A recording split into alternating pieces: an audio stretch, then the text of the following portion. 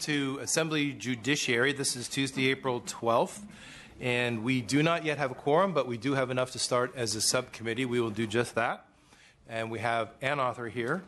So we'll start with item number 5, AB 2611. Mr. Lowe.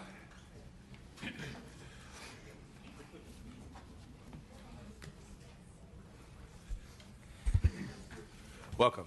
Thank you very much, Mr. Chair. I'd first like to start off by thanking the Chair and the committee for working with us, and I'd like to accept all of the recommended amendments as noted in the analysis. Thank you. Assembly Bill 2611 modernizes the California Public Records Act by adding new technologies to the Act, such as body-worn cameras or in-car videos as it relates to the recording of information. This bill will exempt two types of law enforcement records from disclosure to the public in response to PRA requests.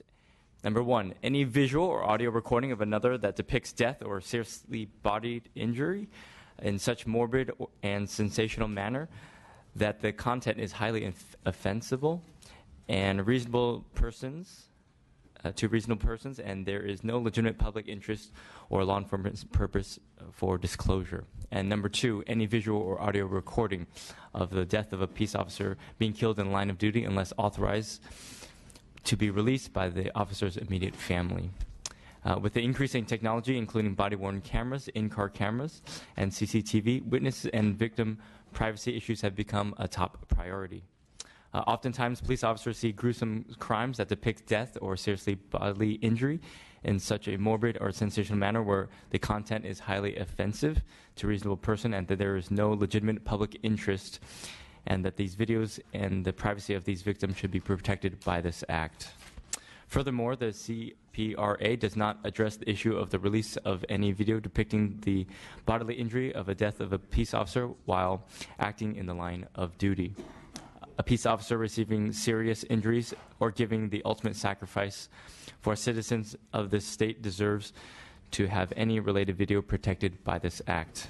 Finally, as a brother of a police officer, it's important that similarly family members should not be subject to such issues. And today with me is Ed Fishman, the administrator of PORAC's Legal Defense Fund. Thank you. Yeah, first witness, please. Good morning. Thank you for giving us the opportunity to speak on this today. My name is Ed Fishman. I'm the legal administrator for PORAC's Legal Defense Fund. With the advent and increase of technology and availability, PORAC, more than a year ago, formally decided that it fully supports and promotes the use of body-worn cameras and enhanced video and digital recording images to capture the interactions that the law enforcement officers of this state have with the public on a day-to-day fashion. We did this to promote transparency and accountability for the police and the community. One of the conditions on which that PORAC fully supported the use of body-worn cameras and other enhanced video and recorded imagery was so that it be used and implemented responsibly. And one of those responsibilities is to deal with something that the public disclosure of which would offend ordinary citizens in their level of humanity and dignity. Police officers, by the nature of their work, interact with folks on sometimes casual interactions and sometimes horrible interactions. Police officers walk into domestic violence scenes while there may be a crime in progress. They may walk into a situation where a member of the community is subject to a murder and mayhem in a very, very ugly, offensive, horrible manner. PORAC, in promoting the use of body-worn cameras, one of the things it wanted to do was to make sure that in an effort to achieve transparency and accountability, that to promote a piece of legislation such as this to confirm that the images and recordings taken by police officers are public records subject to disclosure pursuant to the California Public Records Act, subject to the exceptions already existing and these additional two. These additional two exceptions, number one, which provides for the protection of the dignity of an officer who's given the ultimate sacrifice, and two, to protect the privacy for those members of the community whose images would be horrific to disclose to the public. This balancing between the need for public disclosure and the level of protection for dignity and humanity purposes already exist in the law. On the federal statutes under the Freedom of Information Act, there exists an exception for privacy. And while California's statute on Public Records Act does not specifically delineate or expressly delineate privacy, it includes a list of exceptions which seem to fall under the umbrella of privacy. Even without regard to the statutory exceptions, case law out there already provides for this level of protection. This statute, as proposed, is attempting to codify existing law to confirm that the public has a right and access to the recordings taken by a police officer during the course of their duty, subject to the exceptions to ensure that both the police and the community's level of dignity and humanity is protected. Thank you. Thank you. Any other witnesses and supports?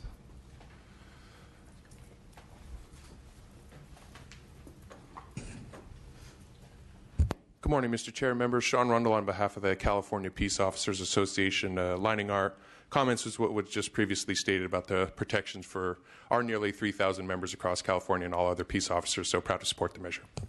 Thank you. Anyone else in support? Seeing none, is there any opposition?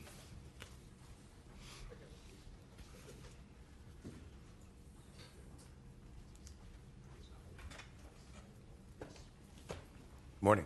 Good morning, Mr. Chair and members. Kevin Baker from the American Civil Liberties Union of California.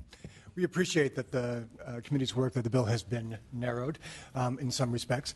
And we are in agreement with the author and sponsors that there should be some appropriate limits to protect privacy for body-worn camera images, and of course the bill applies not just to body-worn camera images, but to all images in the possession of the law enforcement agencies. We nevertheless think that the bill still sweeps too broadly, in the sense, as I understand it, one of the concerns is has to do with arising from this case where somebody made use of information. It wasn't the release of the information that was problematic. It was how those particular, I think it was CHP officers in the Couture's case, made use of that information. So we do think that there may be limits on how this information can be used, and if it's used in a way that is invasive of the privacy of people. But to say across the board that this information can never be public sweeps quite broadly. For example, with respect to the information or the video depicting the death of a police officer, that might come in the context of police misconduct, or if the officer is the victim of a crime. Those are situations where we feel that there may be appropriate disclosure of those records.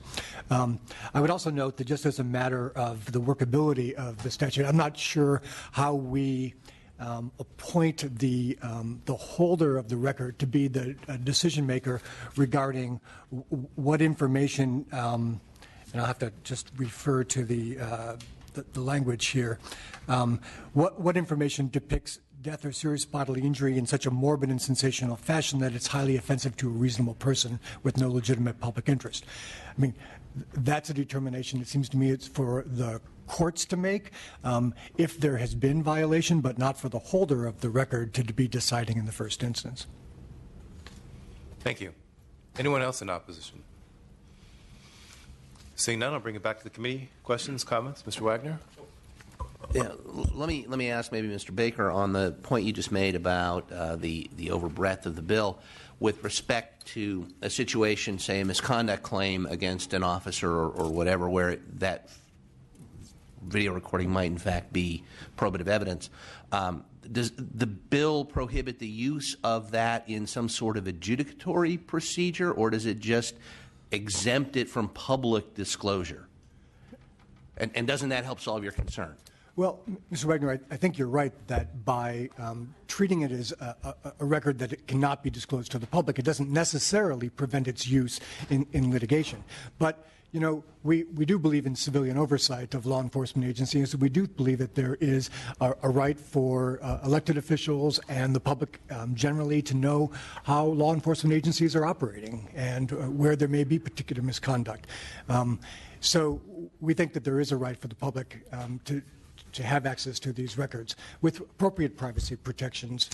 For instance, there may be redaction in particular circumstances. But generally, we believe that these records are public records and ought to be disclosed. Thank you. Any other comments, questions? Thank you. Mr. Lowe, and a lot, because of the body-worn camera issue and because of the proliferation of a lot of technologies, I think we are learning about privacy aspects of it, which is why I appreciate that you took the amendments. We are certainly trying to look at narrowing this down so we do have an appropriate balance between the public right to know and other interests to want to prevent the public release of things. We also wanted to make sure that there was no impediment to using the probative value of any of the evidence in this sense. And so that was a little bit of the sensitivity. And I believe now this bill is going to be then going on to Mr. Chow's committee to further explore some of those privacy balances that they'll be looking at. So it'll be interesting to see where they are and as it comes to the floor. All right, seeing no other questions or comments, Mr. Lowe, you may close. Thank you very much. I respectfully ask for your aye vote. Thank you. We do have a quorum. Would you establish a quorum, please? Stone. Here. Wagner. Here. Alejo. Chow. Here. Chu. Here. Gallagher. Garcia. Here. Holden. Mainshine. Here. Ting. Thank you. So we do have a quorum. The recommended action is due pass as amended to privacy. Do we have a motion? So we do have a motion and a second. Thank you. Call the roll, please. Stone. Aye. Stone aye. Wagner. Aye. Wagner aye. Alejo. Chow. Aye. Chow aye. Chu. Chu aye. Gallagher. Garcia. Aye. Garcia aye. Holden. Mainshine. Mainshine aye. Ting. That bill is out. Thank you. We do have a consent agenda, and I'm also adding item number 3, AB 2249, AB 2249, Mr. Cooley, to the consent calendar. There's a motion on consent, unless anyone would like to remove an item from consent. We do have a motion. Is there a second? And a second from Mr. Chu. Call the roll, please. Stone. Aye. Stone aye. Wagner. Aye. Wagner aye. Alejo. Chow. Chow aye. Chu. Chu aye. Gallagher. Garcia. Aye. Garcia aye. Holden. Mainshine. Aye. Mainshine aye. Ting. So those bills are out. That is AB 2249, Mr. Cooley, AB 1850, Mr. Garcia, AB 1879, Mr. McCarty, AB 2318, Mr. Lowe, AB 2843, Mr. Chow, and AB 2872, Mr. Patterson. Mr. Gatto. You have two items before us. Item number 2, AB 2244, and item number 7, AB 2853. Terrific.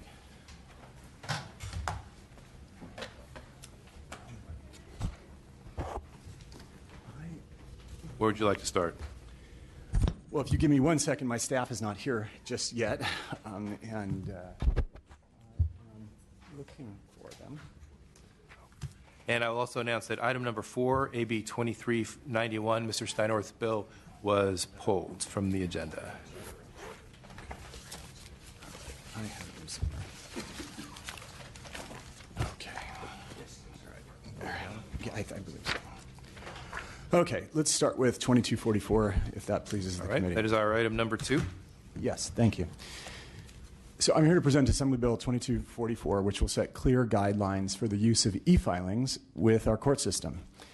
Rather than create and maintaining electronic filing systems directly, most courts have decided to turn to contracts with private companies. And these entities which create and maintain the electronic filing portals are known as electronic filing managers, while companies which interact with the law firms and other filers to transmit the documents are known as electronic filing providers, otherwise known as EFSPs. Courts increasingly are mandating the electronic filing of documents in particular case types as we move towards paperless systems. And as more and more courts implement electronic filing systems, implementation issues have arisen, such as how the current process has affected indigent litigants, competition among vendors, and the high cost of electronic filing. So this bill addresses several of those issues. AB 2244 will clarify that as agents of courts, the providers are permitted to collect convenience fees for credit card usage.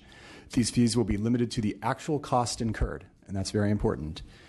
Additionally, AB 2244 will permit electronic filing service provider fees to be a recoverable cost.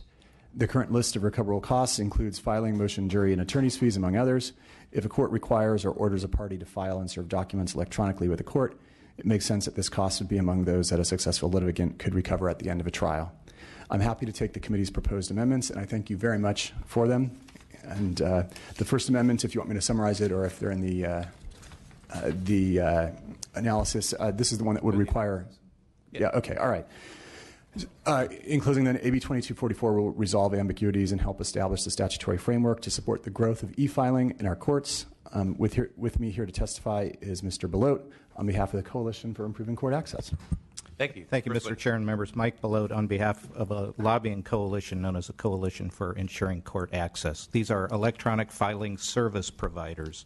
As the possibility of a statewide court computer system went away in recent years, the courts have been scrambling to create the innovations of our modern technical revolution.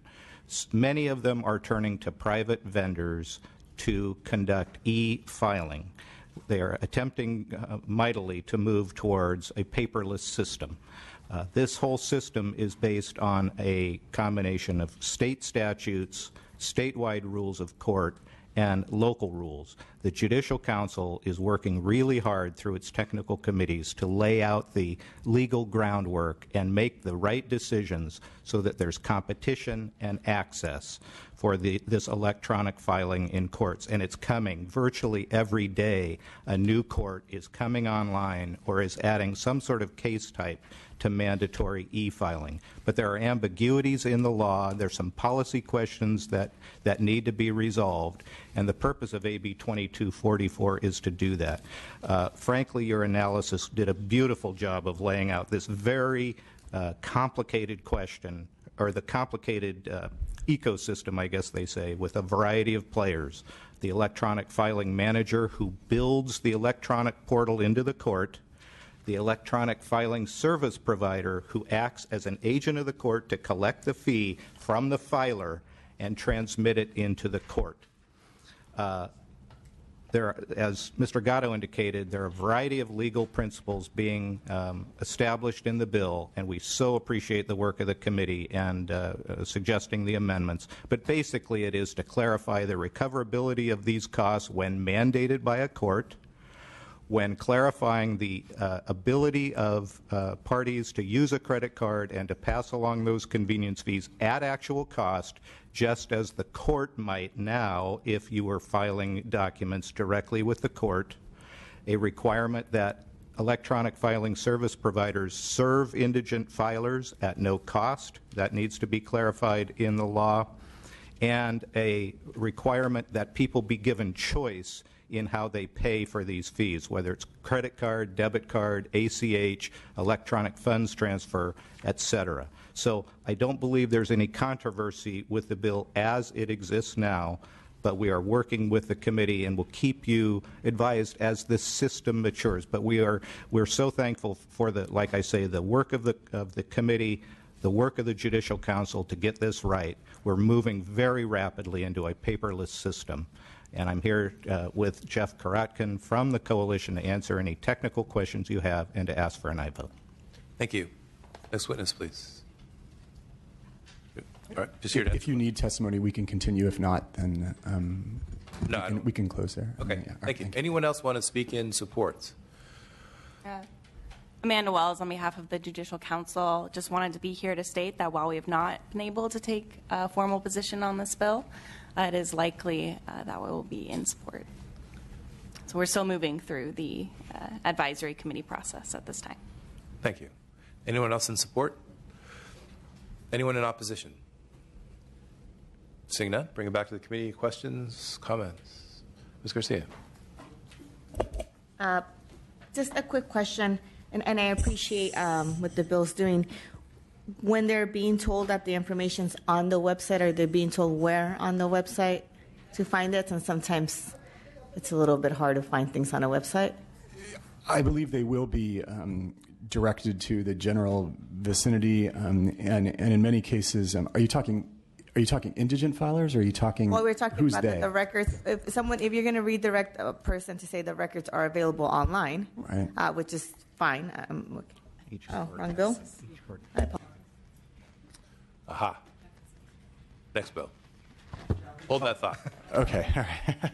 All right. I Any was other just questions from the committee? All right. Seeing none, Mr. Scott, you may close. Well, I know that when some of us started practicing, they chiseled court records on stone. Is that a record to the chair and the vice chair? Hopefully not. Let the record reflect I was looking at the vice chair and myself. But I think this bill is very is necessary to reflect the fact that e-filing is obviously here to stay, and it's expanding, and it will be all that there is. And these tweaks and these changes will really improve the system, and I ask for that vote. I will say, we weren't got chiseling in stone, but the fax machine was new. Well, there you go. All right. So we still need there's a motion. And a second. Mr. Wagner and Ms. Garcia, the motion is due pass as amended to appropriations. Call the roll, please. Stone? Aye. Stone, aye. Wagner? Aye. Wagner, aye. Alejo? Chow? Aye. Chow, aye. Chu? Aye. Chu, aye. Gallagher? Garcia? Aye. Garcia, aye. Holden? Mainshine? Aye. Mainshine, aye. Ting? Aye. Ting, aye. That bill is out. So that brings us to item number 7, AB 2853. Terrific. So Assembly Bill 2853 is designed to stop an increasingly prevalent problem, and that is that there are various data mining firms, and we all know we live in the era of big data, and these firms are trying to get access to school records to essentially market to people who either attend school or work at a school, primarily to students. The Public Records Act, of course, was designed to provide transparency into government. It was designed to be something that the media or a watchdog could use when they want to see what their government is doing. It was not designed to be misused as a tool for for-profit companies to just get as much data as they can from different school districts in the most burdensome way imaginable. And then to market to the people who are contained in that data. So AB 2853 will ensure that the Public Records Act is used as intended to protect transparency and not as a tool for for-profit companies. There are various school districts who I think can testify to the burden of complying with these massive PRA requests, and they know they're just going to marketers, and that's very frustrating. AB 2853 will curb these abuses by allowing a public agency to direct someone requesting public records to an internet website if those records are available online. And I already have a sense of the question that we want answered, and the answer is yes. Every school district is a little different, and they do have different interfaces, but in their letters that they provide, they can and will state exactly where they are located and how to get them and the precise URL if necessary. And I think this bill is necessary to ensure that staff time and taxpayer dollars are spent on education and not on fulfilling these massive PRA requests, which are just marketing requests in disguise. So I respectfully ask for your aye vote. Thank you. And Mr. Gatto, there were some amendments that were indicated. Are you taking? Yes, I am indeed accepting the committee's recommended amendment. I think there was just one. Yeah. Yes. Yeah, okay. Terrific. Thank you. First witness, please. Laura Preston with the Association of California School Administrators. We are one of the co-sponsors of this bill, along with the Orange County Office of Education. This bill doesn't apply just to school districts, but I can tell you that a number of our superintendents have come to AXA concerned about the increased number of requests that they're getting that are clearly data mining of our employees. A lot of school districts right now prohibit people from coming onto our sites to market to our employees. The PRA, as technology has evolved, has now allowed companies companies inside of California and outside of California to demand quantities of information. You can see, they always say a picture is worth 1,000 words. What you have in front of you are different examples of what types of things that are being demanded by school districts to provide that are, we believe, way beyond what the right of the public to know certain things. This is clearly to either take information to market to our employees or to take that information and sell it. Some of the things that you have there are things that are actually just by being an employee of AXA that I've received that say, hey, we've got a list of this many names. It's 95% correct. You can buy it for $5,000. Those are the types of things that we don't believe the PRA was intended to do. It doesn't protect the the public's interest. It certainly isn't a very good use of public resources. And so therefore we ask for an aye vote on this bill. Thank you. Thank you. Next witness, please. Elliot Duchan, Superintendent of Harupa Unified School District. We get many public records requests and process them routinely. There are some that are just blanket requests, as Ms. Preston just pointed out, where they want to know the email, the teaching subject, the place, the location, first and last name of the teacher. We do not allow vendors to come on the campus to sell to teachers. That information is available on the website. We readily point it out. Our board agenda is available on the website. Our management contracts are on the website. And if anybody cannot access them, we have people who point them out very readily. They can get the information they need.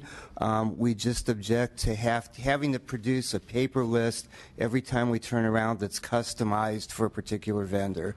So this bill would ease that pressure a little bit and still allow the public full access to anything they needed and required and were legally able to get from our school district. Thank you. Next witness. Danielle Kando-Kaiser on behalf of the Electronic Frontier Foundation. We have been working with the author's staff and thank them for their work with us in requesting that those people who are not able to easily access electronic records, we would like to make sure that those people can access paper copies. Individuals who can't get to a computer because of economic hardship, perhaps those who are incarcerated and need to access those records for their legal affairs. So again, we thank the author's office for the work that they are doing with us. We remain opposed unless amended at this point. Thank you. We're on supporters of the bill. Dane Hutchings with the League of California Cities. Thankful that the bill does not only apply to school districts but to cities. We've seen cities now that have gone from 500 requests a year to 3,000 requests per year. This is going to make that process with complying with the 10-day response period just a little bit easier, and happy to support the bill. Thank you. Anyone else in support? Jimmy McDonald with the California Special Districts Association, also in support. Thank you. Anyone else in support? Thank you. Is there any opposition, any additional opposition? We'll record the opposition that was just noticed from the Electronic Frontier Foundation. Any other opposition? All right. Seeing none, we'll bring it back to the committee. Questions, comments? Ms. Garcia. Thank you. I'm a fan of the bill and what you're doing here.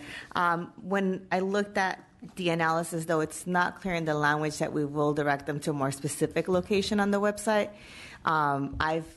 Someone who looks for public records regularly, sometimes it's hard for me to come by some information. So can we just work on with the committee to tighten that up? Sure. Yeah, I think that would behoove. That would be not a burden on. I mean, a suggestion for you.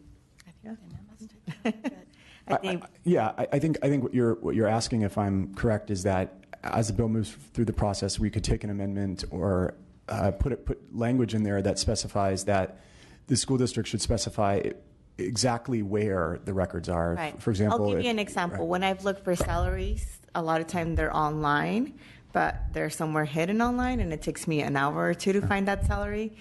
Someone telling me, kind of look under this tab, makes my life a lot easier. And so I just want to make sure that someone doesn't have to spend a couple of hours surfing on a website for something. Yeah, I think that's reasonable. So happy to do that. Then I'll make the motion to move the bill. Terrific. Thank you. Okay, so we do have a motion and we have a second. Any other questions or comments? So I think the notion was that it's the URL or the location of the specific page, not just the agency's URL. Right. So you understand that. That is a good point, so that somebody can readily find it, and we certainly appreciate that. Okay. And I also am glad a lot of public agencies are receiving requests like this when yet they do have information up on the website. The more we're sending people to the electronic information, and in fact, the more agencies are putting that information up to be readily available, really increases the amount of disclosure that will happen, as long as, to Ms. Garcia's points, it's easy to find through the process. All right, the motion is due pass as amended to appropriations. We do have a motion and a second. Call the roll, please. Stone? Aye. Stone, aye. Wagner? Aye. Wagner, aye. Alejo? Chow? Aye. Chow, aye. Chu? Aye. Chu, aye. Gallagher? Garcia? Aye. Garcia, aye. Holden? Aye. Holden, aye. Mainshine? Aye. Mainshine, aye. Ting? Aye. Ting, aye. Thank you very much. That bill is out. And we have 2 more bills to do. Mr. Chu, are you ready to present? We'll move to item number 1, AB 2178. Mr. Chu.